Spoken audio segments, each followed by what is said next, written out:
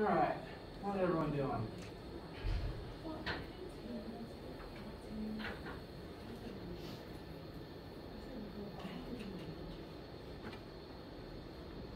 Wherever Thanksgiving break found you, I hope that you had lots of chances for good rest and hopefully some good food.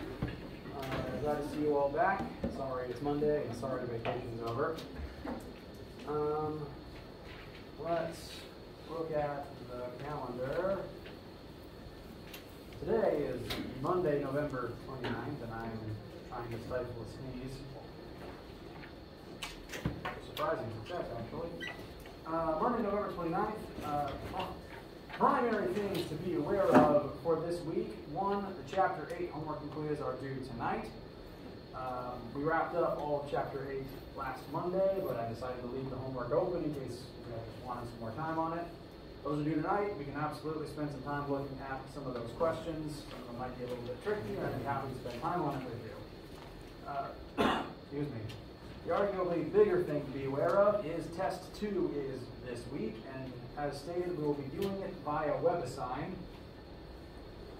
The test will open today, which means you could take it today if you wanted to, but it will remain open until midnight, Friday, December 3rd.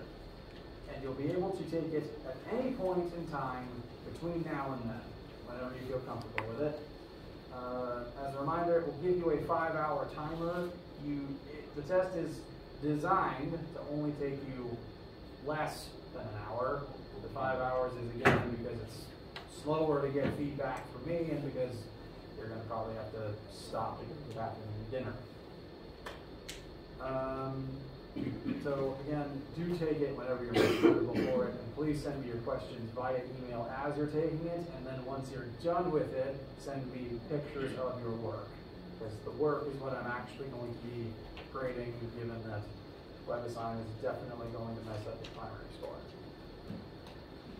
So send me the work, it's not optional, you need to see it, or else you will get whatever score is assigned to you, and I don't want that for you. Additional reminder, there is no lab this week. So please spend when you would have come to lab either studying or taking the test or sleeping. I wouldn't fault you for that. I need a nap. What I will be doing during what used to be lab time this week is Monday, Wednesday, and Friday, I will be in this room, sitting right here, answering any questions for anyone who walks in the door. You can think of it as a study session if you want. Some people have expressed an interest in wanting to take the test in here while I'm in the room during that period of time. I would be open for that. I would prefer to know if that's what you want to do ahead of time, just so that I'll know what to prepare or how much time will be in the room. So if that interests you, let me know. But I will be here, and that does exist as an option. One thing to be aware of is I won't be here tomorrow. It'll just be Monday, Wednesday, and Friday. You can take that time if you want to. Spend your free lab afternoon however you want to do it. Just main thing to remember is make sure you take the test at some point this week. That's probably the biggest thing. And what we'll be doing in lecture during this week is review, studying, going over anything that you guys want to go over. Because we don't, in addition to the test this week, there's also exam starting at the end of next week. So we'll be reviewing, going over any and all questions you have. I'll be providing study materials for you. As a reminder, these are the exam slots. And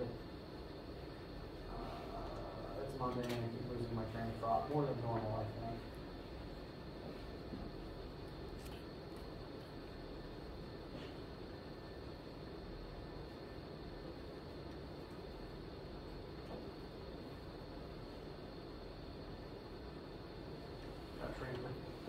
I didn't just lose that train of thought. That was a vicious new ailment that suddenly in the brain. All right. So lecture will consist of, for this week, review, studying, looking at Any questions from the homework that you guys want to review? Any questions from practice guides that I upload? I've already uploaded practice questions for test 2. I'll be uploading additional practice questions for the exam.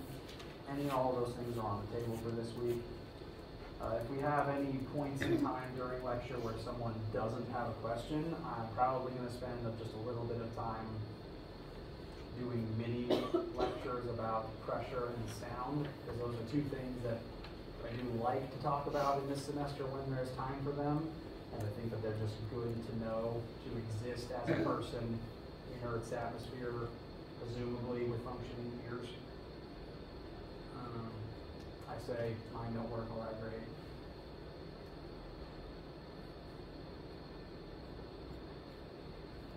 There is one other thing that we'll try to squeeze in at some point during class, either this week or on next Monday. Do you guys remember that kind of, how do I describe it, inventory quiz, the 30-minute Scantron answer multiple choice concept questions, doesn't actually count against your score what you make on this, that we did so that the department knew ahead of time where students at PCR and physics coming into the class.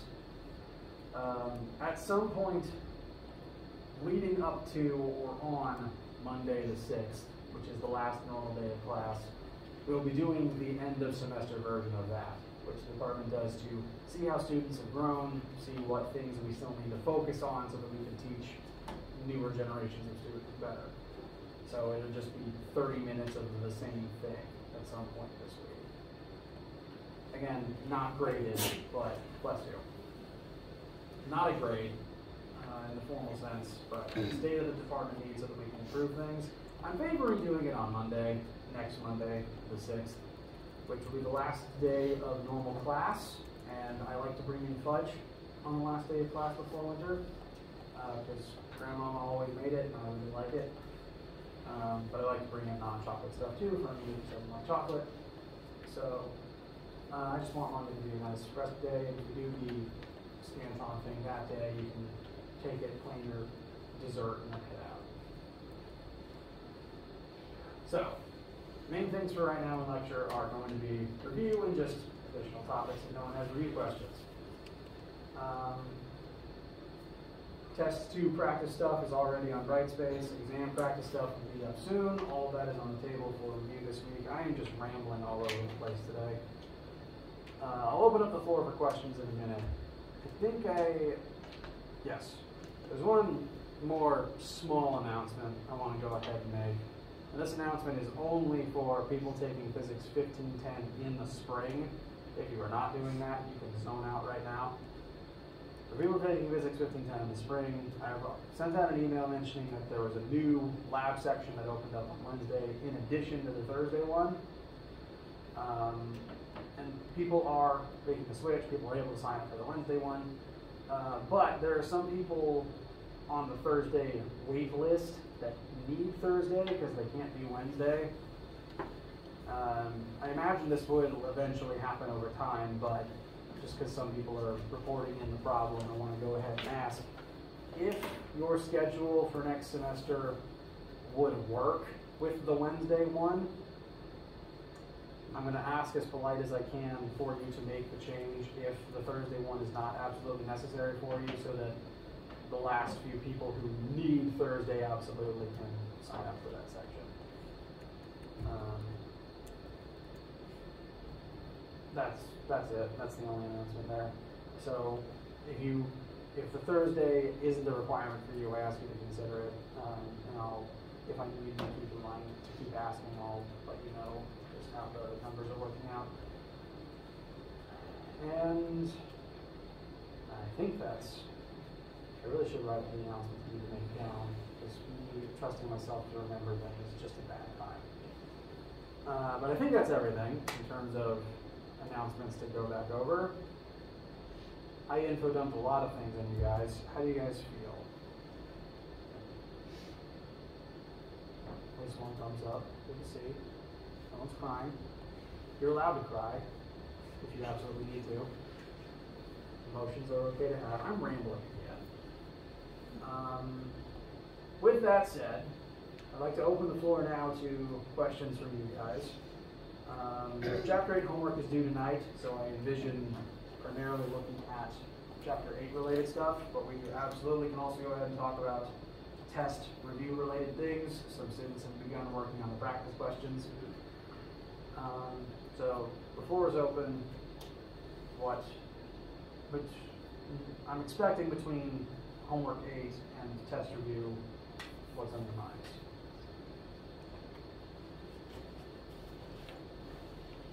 Could you remember 7 for Chapter 8?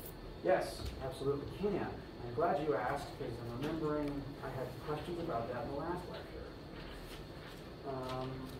While I have this one on the screen, I would like to again point out number 3 is a bonus question now. I'll fix everyone's grade after it's due tonight, so it might not show accurately until then. I'll add in a point to everyone's score after the assignment tonight.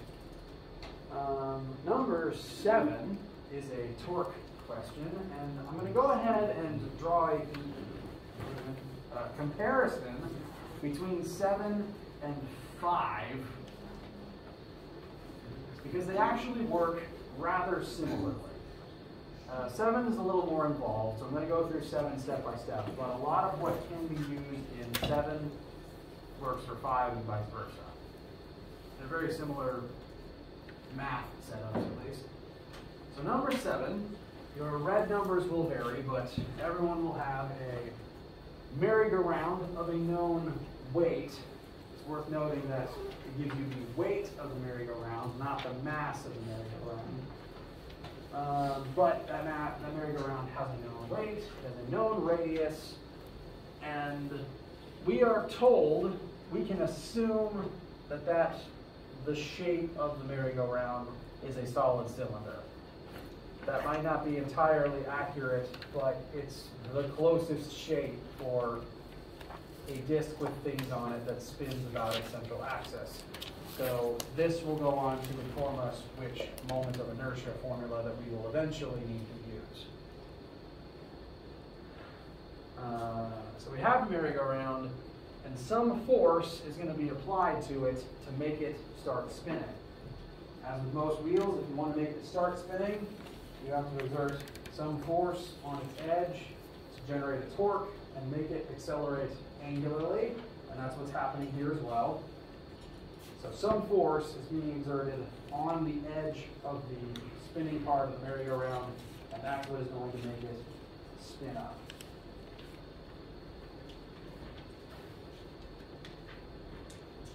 So we know weight, radius, and that amount of force. And what we've been asked to find is the kinetic energy of the merry-go-round after it's been allowed to speed up for some amount of time. Starting at rest, it's speeding up to some other velocity as time goes on.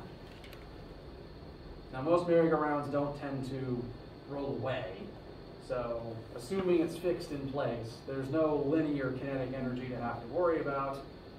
Everything so far for this question should only be angular kinetic energy. So let's look at our formula for angular kinetic energy. We only really have one. Angular kinetic energy equals moment of inertia times angular velocity squared. So these are the two things we need to figure out somehow to be able to determine our final answer, how much angular kinetic energy is going into the merry-go-round spinning at whatever interval of time you've been tasked to look into. So I've got my listed numbers up here. We're going to need moment of inertia and omega somehow. And it does kind of involve a chain of operations to get to that point. I'd like to go through the series of steps that I think is the most as straightforward as it can be. If I was writing this question myself, I would probably make it a multi-parter, asking you to find each of these steps one at a time. But in web design, it's just asking you the one final thing, so I'm going to step you through all those individual bits. we need I and omega, and we're going to start with I because we're going to need it to find omega as well. This particular object will have some moments of inertia based on its mass, its radius, and its specific shape and how it is rotating. We've been told to assume this merry-go-round is a solid cylinder rotating about its central axis. So let's scroll up to the table on this assignment. Solid cylinder or disk rotating through its center. That moment of inertia formula is 1/2 times mass times radius squared. So that's the formula for I we're going to use in number 7. The same formula will also work in number 5 when you get there. So, we want to find I, which is indeed defining kinetic energy. We're going to multiply 1/2 times mass times radius squared. You weren't actually told mass, though. You were told weight. So, you're going to have to determine the mass from the weight. Weight equals mass times 9.8. Divide weight by 9.8. And that mass will go back into here, and that will tell you your moment of inertia. So, that is what I recommend the steps to go through to find I. We then also need some number for omega. Before we move on to that, how do you guys feel the question so far? Okay. So we do need some omega. There's a handful of formulas that contain omega. The one I'm going to go ahead and recommend you look at is the angular version of Fantastic Four formula number 2, the definition of acceleration. We know that this wheel is going to be accelerating. It starts at rest, and at some point in the future, it will have sped up to some other velocity. It will accelerate in that time. And we know that very specifically, it's accelerating because there was a torque acting on it. The applied force, the force mentioned in the question, for me it's 55 newtons, is applied tangentially at the edge of the merry-go-round. So that will create a torque, and torque, by definition, creates angular acceleration. So that force creates a torque, that torque creates angular acceleration, that angular acceleration will result in will help us to determine our final angular velocity after whatever amount of time you've been asked to look into. So to find omega, we also need to find alpha.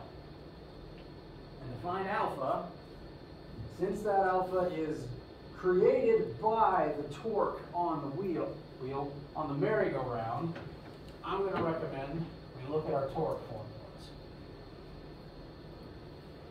Torque equals moment of inertia times alpha. So this is the one that has alpha in it. We want alpha. We know I. We would need some value of torque to find that alpha. And thankfully, torque is also equal to radius times the applied force. And we know both of these numbers. We know the force applied. We know the radius of the merry-go-round. So what I've got on the board is I've just combined the two, set the two equal to each other to eliminate the torque term. R times F equals I times alpha. This would be the same I that I mentioned earlier. So there's a reason I recommend finding that one first. Once you have that I, it can go here. We know R, we know F, we know I. We can find alpha. Alpha can tell us omega. I and omega tell us angular kinetic energy.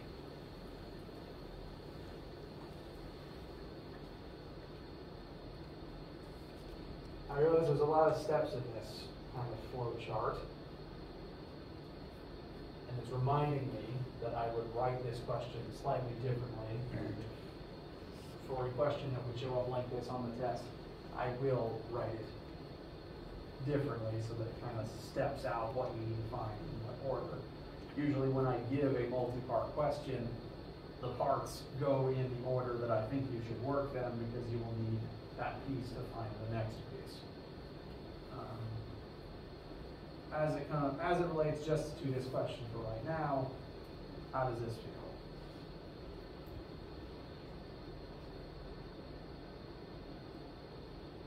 So were you able to write the question completely on the side, or are we taking the test?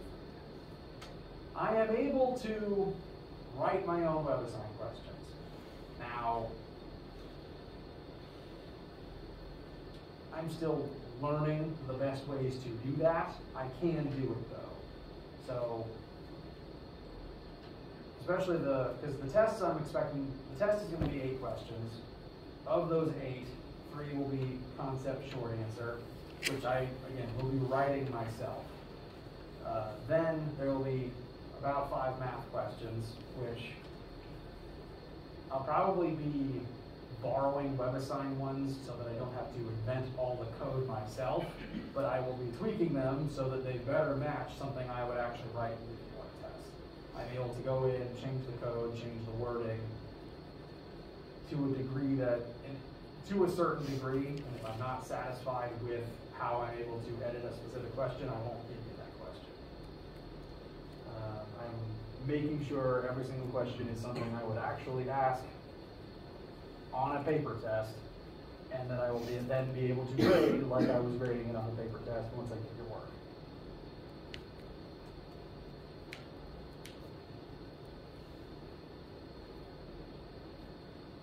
Does that help with any concerns you might have had? Okay. So, long story short, yes, I can write and edit my own website questions. Anything else about 7 or any other part of the assignment?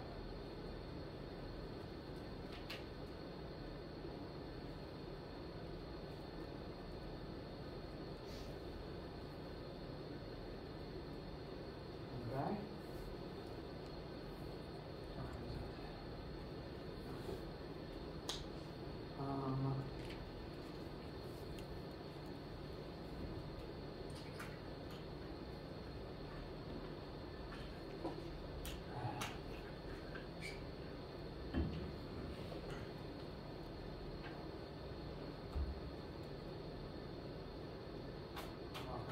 Again, sorry. You please ask again, literally anything as it comes up. I actually am going to go ahead and bring up the, if no one has any homework questions, I'm going to talk a little bit about test 2 prep stuff. We have a test 2 tab on Brightspace. If you click on it itself, it will list not the questions, the concepts that will be present on the test. This is the stuff that we learned from chapters 6 through 8. Note that this is 3 chapters, whereas test 1 was 5 chapters. So this one, by very essence, will be shorter than test 1. And in order that we learned them, the concepts present, if you look at this list and you feel comfortable with all of these things, you will be fine. Chapter 6 was primarily about momentum and change in momentum, which we call impulse. And we then, using those things and kinetic energy where applicable, looked at various types of collisions. Elastic collisions, where both momentum and kinetic energy are conserved, and also inelastic collisions, where only momentum is fully conserved and some amount of kinetic energy is lost. So usually to sound and heat and friction. Main things to be definitely aware of for chapter 6 is be able to identify collision questions and be able to use one of our 3 collision starting points. Either momentum initial equals momentum final. If it's elastic, kinetic energy initial equals kinetic energy final. And if it's elastic and one-dimensional, that 3rd additional formula that is the starting point for that specific scenario. So, if you're familiar with those types of collision questions, these first 4 bullet points comprise the stuff from chapter 6. The next 3 bullet points comprise the stuff from chapter 7. That's when we started looking at rotational things. For chapter 7, we began with rotational motion, just the angular counterparts to displacement, velocity, and acceleration, and the angular versions of all the relevant fantastic core formulas. That's this rotational movement bullet point. Chapter 7 also contained centripetal force and acceleration, which is not itself wholly linear or angular, it's kind of its own middle ground. And since it commonly shows up as a centripetal force, we also brought up the universal law of gravitation there as well. That all comprises chapter 7 stuff. Universal law of gravitation, when it shows up on the test, will primarily be acting as a centripetal force. So the satellites and the moons orbiting these questions. So these bullet points are chapter 7. The last two bullet points represent chapter 8. We talked about more dynamic rotational concepts. Moment of inertia is the angular counterpart to mass. It depends on the object's shape and how it rotates. And it is involved in torque, rotational kinetic energy, and angular momentum, which are just more angular counterparts to linear things. And the various static systems where things aren't moving, all the forces, all the torques on something add up to 0, versus dynamic systems where things are moving, the forces and torques don't add up to 0, things have some amount of energy and momentum in those systems. If you look at this list and none of these concepts, if you look at this list and you understand what all these concepts are, you will be perfectly fine on the test. To help prepare for it additionally though, there's also practice questions. The same document is uploaded here twice, once as a Word file, once as a PDF. Sorry, Mac users, I can't make pages files. If that's even, words are hard, sorry, people aren't. So that's why it's up there twice. Just pick your version of the file if it matters to you. The third file that's currently there is the answer key. There's just one file for that in the PDF. And it has all the answers in red. If you at any point can't read my chicken scratch handwriting, please let me know. I would like to go ahead and acknowledge that I made at least one typo on this thing. Question 1 is a concept question asking the difference between centrifugal and centripetal forces. And in my explanation, I used the word centripetal twice, as opposed to describing centripetal and then centrifugal. This first blurb is centripetal. The second blurb is supposed to be about centrifugal. So I just used the wrong word there. My apologies. I'll try to update this when I can at lunch. But just be aware of that. There was one person who was very confused as to why I gave two conflicting answers to one thing. So sorry.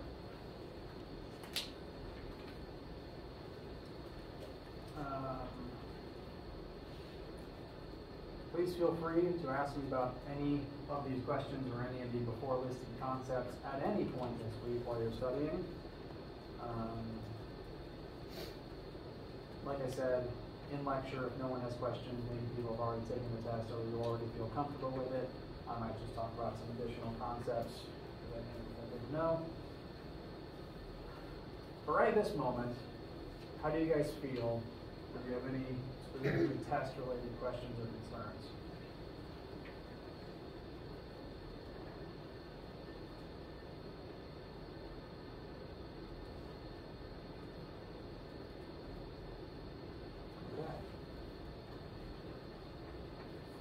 It's also okay to not know what you don't know. I'll open these questions literally any time. I will remind you of that till the heat death of the universe.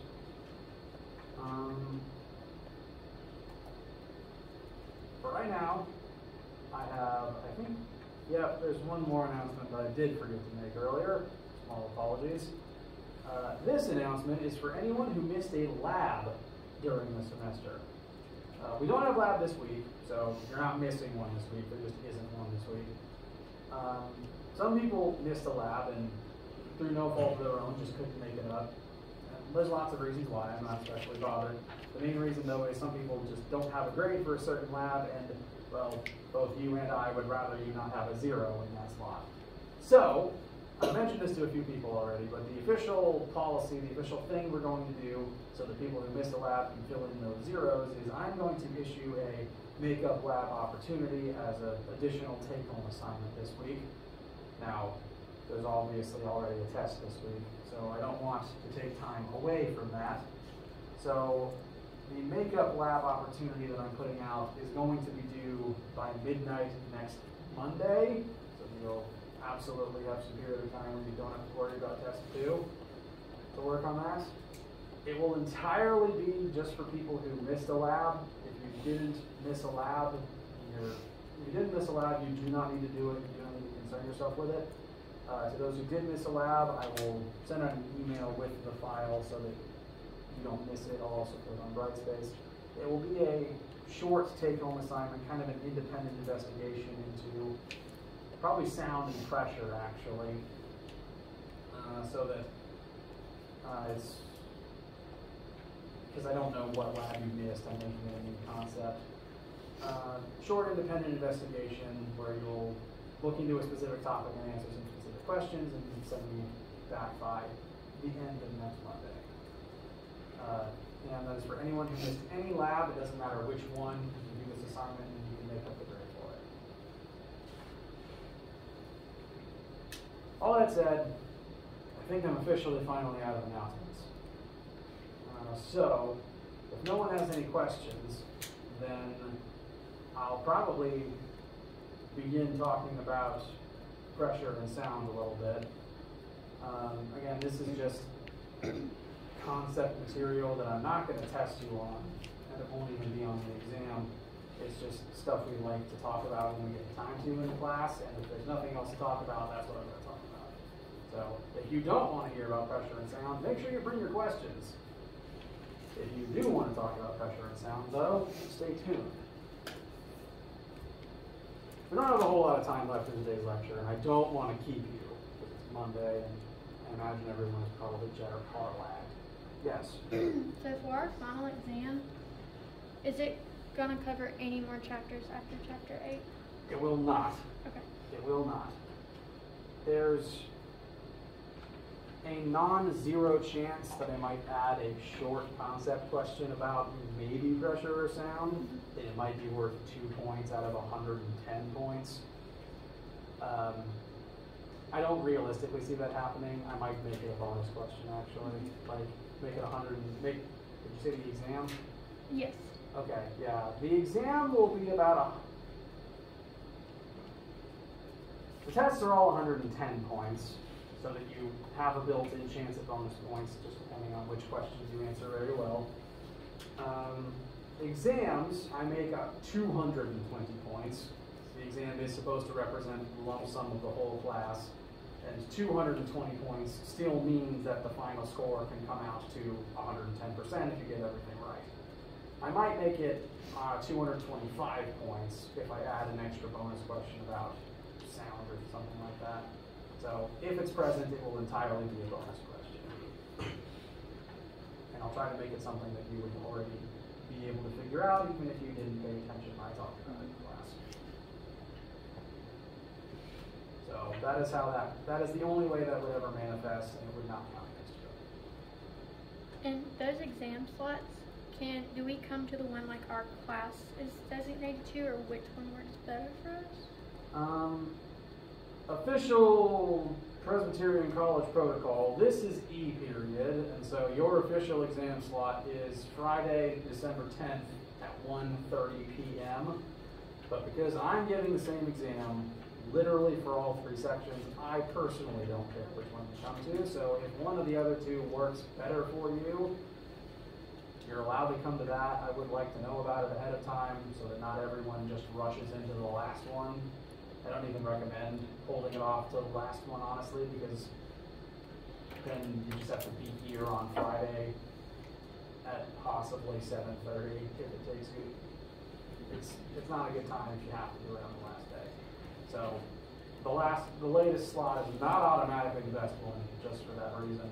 I'd honestly say you guys might have the best one of the three because it doesn't involve being in here until somewhere between 6 to 8 p.m. But your choice, you can come in whenever you want, as long as I know about it first. That way I can track if a bunch of people do something in one or the other and try to keep it balanced. Just because I don't want 800 people in one room at that time. Does that answer the question? I ramble a lot. Yeah. All right. Any other questions for right now?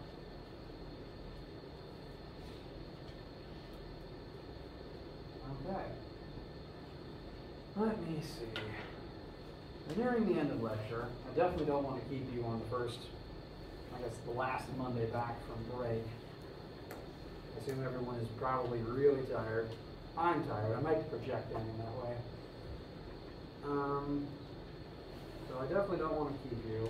I do want to at least reference, if I can find my PowerPoint.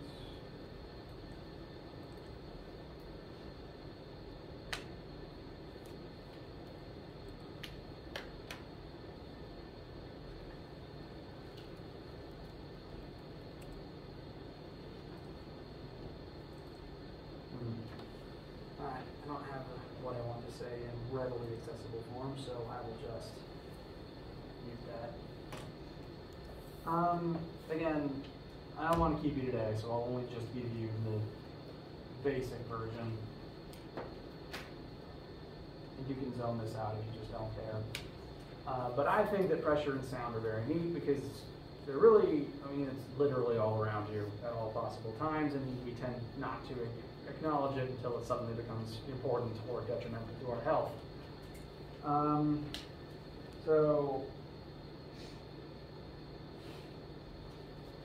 most of this class, we've largely ignored the air because, frankly, calculating air resistance is a gigantic pain. You have to factor in the air density, the air temperature, the air speed, what shape the object is as it moves through the air. It's a giant pain, and usually it's not a big enough difference to matter unless you're at very, very high speed. But air resistance and air pressure is very important to our lives on Earth. And the formula for pressure, which I'm only showing you to help enrich your existence, pressure is a capital P, unlike lowercase rho for momentum.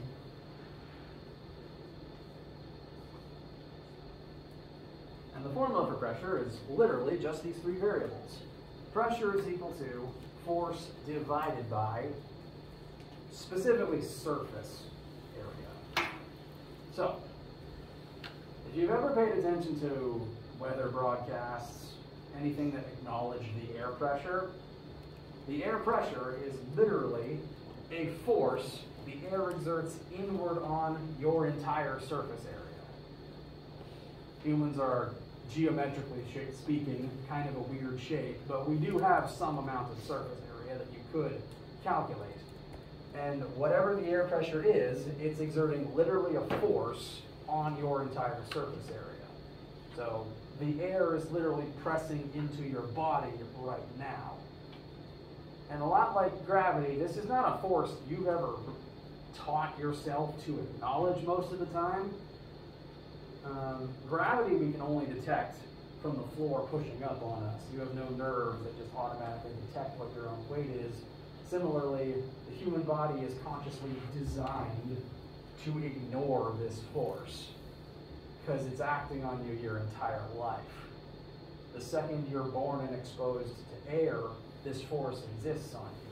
We're designed to experience this force, and so our entire nervous system and musculature is designed to factor it in and not care about it. You will never notice this force unless the pressure changes, in which case you will notice either there's too much or there's not enough.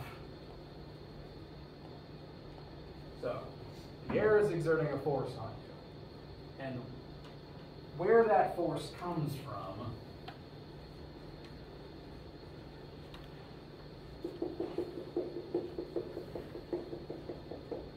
is the fact that there's literally an entire atmosphere's worth of air above your head at all times. And you don't tend to think about the fact that air has weight, but air has weight. It's made of mass, therefore gravity affects it. The reason that Earth has an atmosphere but the vacuum of space doesn't is Earth's gravity holds the air on the planet. It's literally being held down. And that's why the air is actually more dense on the surface than it is on top of a mountain, and why it gets thinner and thinner the further up you go. It's heavier down at the surface and it gets pulled down more at the surface. Again, your body's designed not to think about this until it suddenly becomes a problem. But the air pressure around you, the force that the air ends up exerting inward on your body, is literally the weight of all the air that's above you, pressing down on you. Kind of like how water pressure increases the further down into the ocean you go. The more water that's above your head, the greater the water pressure is, and that creates its own problems if you're a deep sea diver. There's probably hundreds of pounds.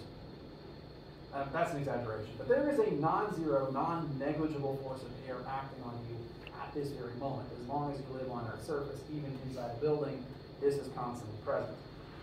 And you're just trained to ignore it. You don't detect it, and you kind of actually need it to stay alive. Think about the fact that this force is always acting on you. Your body is calibrated to resist this force. Your muscles, your blood, due to Newton's third law, is every single moment pushing back against it. The body of all living things constantly pushes out like this to fight the force from the air acting on you. And this is why you get that trope of people exploding in the vacuum of space. Because this outward force doesn't turn off.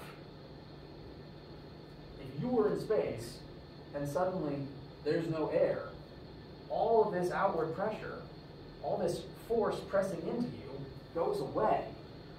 But your body is not designed for that. It keeps behaving, your blood keeps pumping like you're on Earth's surface, because that's what we're built for. And so literally, a human not protected in a vacuum, you could simulate this on Earth if you were in a perfect vacuum, you will explode. Because your body will literally force yourself apart. Maybe explode is kind of an over-egregious term, but still, this force exists, and this is, in addition to suffocation, the reason space is dangerous. And this goes on to affect how sound works, which I'll talk more about later because we don't want to do today. So, food for thought. Additionally, this formula comes in handy as an explanation to explain why certain things might hurt and certain things might not hurt. Because whether or not a force is applied over a larger surface area does affect the pressure that your body perceives. It doesn't take a whole lot of force to say, you know, if I was getting a shot in a doctor's office, it doesn't take a lot of force to put a needle into someone's skin. But that same amount of force is applied over a tiny surface area for the tip of a needle. So it creates a very high pressure, and that's why it pierces your skin. But if the surface area is bigger, that's less pressure, and so if the same amount of force is applied by like just a hand tapping your skin, yet nothing happens. So injuries are actually caused more by pressure than force. Depends a lot on the surface area that the force is applied over than the actual force itself. So small things with high force are way more dangerous than big things with high force. Which is why, specifically, all blades and needles have to come to a narrow edge to be effective. Reduce the surface area, increase the pressure. All right, I've held you enough to listen to me ramble for now. So we'll break here for today. Let me know literally any questions you have, at literally any point. Thank you for listening to me ramble. And if I don't see you later today for any reason, or if I don't hear any questions for you today, then do please have a wonderful day.